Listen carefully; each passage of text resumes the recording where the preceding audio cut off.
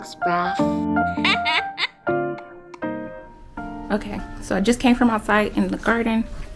Is this the better place to stand? I don't understand lighting or the camera or any of this stuff, but what I do understand is that I love Halloween. It is still July, but I was born in October. I'm an October baby. Halloween, fall are my favorite season. I'm not a pumpkin spice girl, but I am a Jack Skellington girl.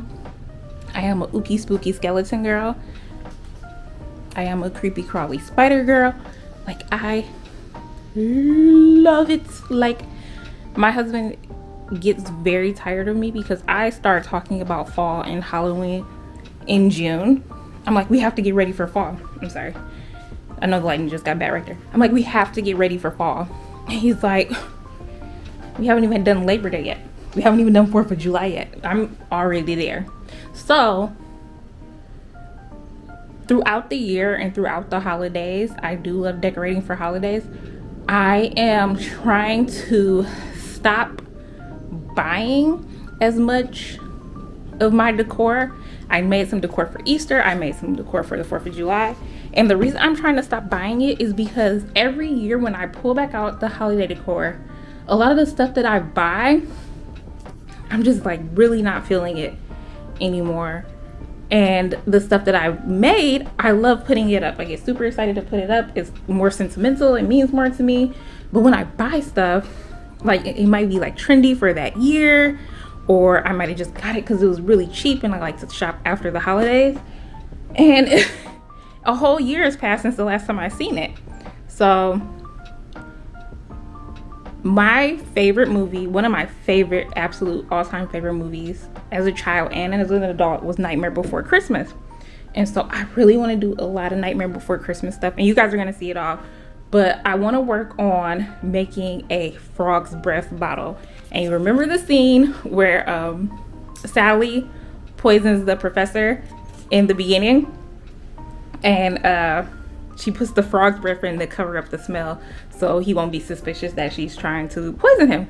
And she opens the thing and the frog comes out. It's so freaking, like, there's so many like little props throughout the movie that are so iconic to me and that I love. So to make this, we are actually going to be using this sauerkraut jar, and we're going to start with that.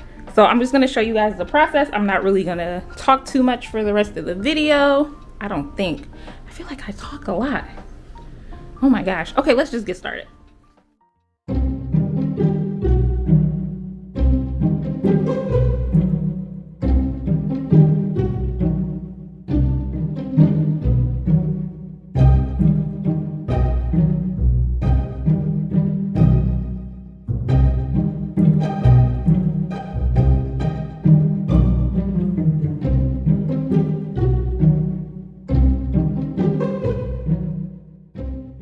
Okay, so I said I wasn't going to talk, but I clearly lied because here I am talking.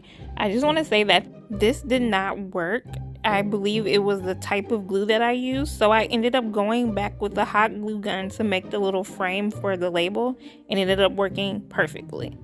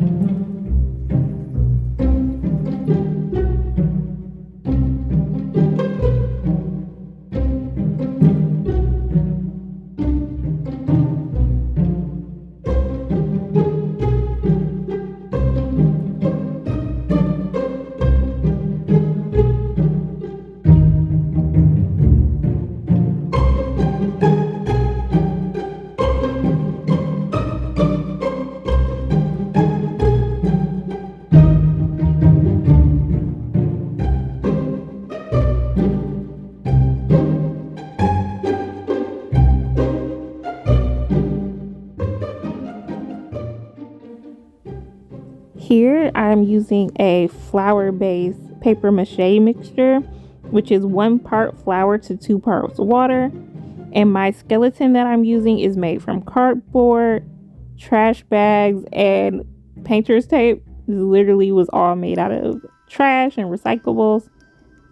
And so I'm just wrapping the paper mache around the form, and I do the same thing for the top and the bottom, and you're going to see me make the eyes here in a second.